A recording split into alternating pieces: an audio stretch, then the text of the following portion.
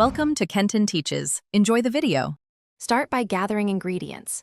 2 cans, 5 Oz each, drained tuna, 1 egg, 1/2 cup breadcrumbs, 1/4 cup diced onion, 2 tablespoons mayonnaise, 1 tablespoon lemon juice, 2 tablespoons chopped parsley, 1 teaspoon salt, and 1/2 teaspoon black pepper. Flake the tuna into a bowl and combine wet ingredients first so the mayonnaise and egg bind evenly. Add breadcrumbs and chopped onion. Fold gently until mixture holds when squeezed.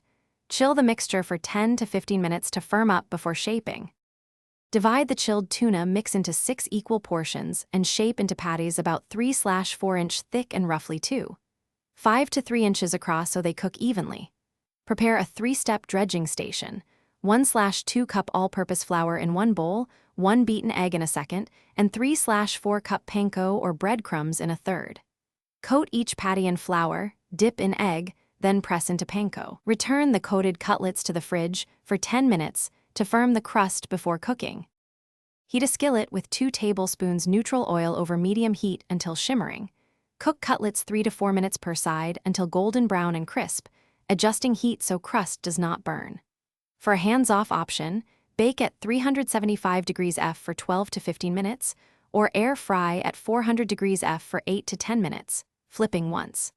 Serve immediately with a lemon wedge and tartar sauce, and cool leftovers before refrigerating up to 3 days. Freeze uncooked patties up to 1 month and reheat to 165 degrees F before. Thanks for watching. Please subscribe if this video was helpful.